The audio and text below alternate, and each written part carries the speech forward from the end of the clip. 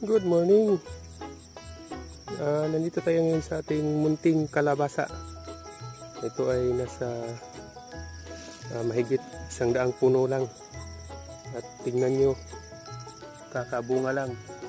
Ito, pag ganyang bulaklak, babae yan. Sa ilalim yan, buo yan, oh. Yan. Tingnan nyo, magkatabi lang. Tatlong bunga. Ito, ganoon din. At yun, isa. Yun. Magkatabi silang tatlo. So, hahanap tayo ng